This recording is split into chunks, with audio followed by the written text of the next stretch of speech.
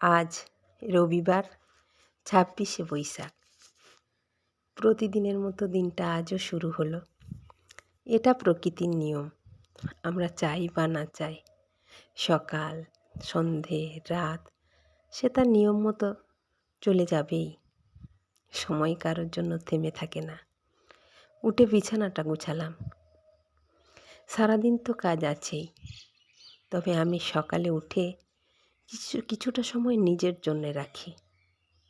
যেমন একটু পরিপাটি করে চুলটা আঁচড়াই। হয়তো সবাই করে, তবু আমি এগুলো করতে ভালোবাসি। চুলটা আঁচড়ে আজ আবার মেঘের অবস্থা খারাপ।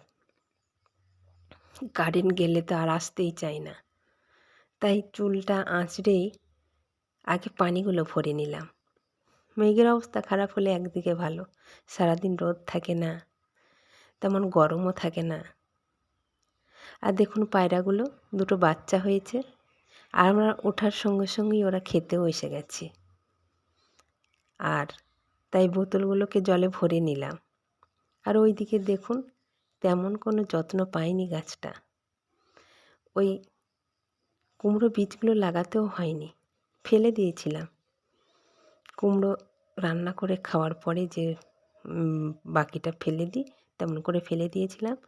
তবু কত সুন্দর গাছটা হয়েছে। যত্ন না নিলেও অনেক সময় অনেক কিছু সুন্দর হয় না, ঠিক তেমনি কত ফুল ফুটেছে, মনটা ভরে গেল। ফুলগুলো তুলে নিলাম।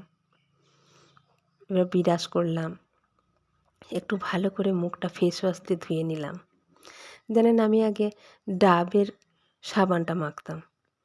তারপর বড় ছেলে, সে কলকাতায় পড়াশোনা করে, সে বলল এটা ভালো, এটা তুমি মাখবে। একটু ফেসটা পরিষ্কার করে নিলাম। তারপর গোটা মুখ আর চোখ শুদ্ধ গোলাপ জল দিয়ে পরিষ্কার করলাম। খুব উপকার জানেন তো, চোখগুলো সারাদিন চোখ আমরা তেমনভাবে যত্নই নিই না, কিন্তু গোলাপ জল দিয়ে পরিষ্কার করলে চোখের তেমন কোনো সমস্যা তেমন হয় না। তারপরে একটু গরম জল আর তাতে কিছুটা মধু, 10 ফোঁটা কালো জিরের তেল আর কয়েকটা গোলমরিচ আর এক টুকরো কাঁচা হলুদ চিবিয়ে আর গরম জলটা তারপর খুব আস্তে আস্তে করে খেতে পারেন। আপনারাও খেয়ে দেখবেন, উপকার। যাদের একটু ঠান্ডার ধাত আছে তাদের খুব উপকার।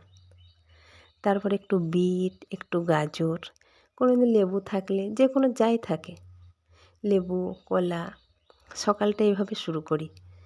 সকালে উঠি আমি চা খাই না। তারপর সারাদিন তো কাজ আছেই।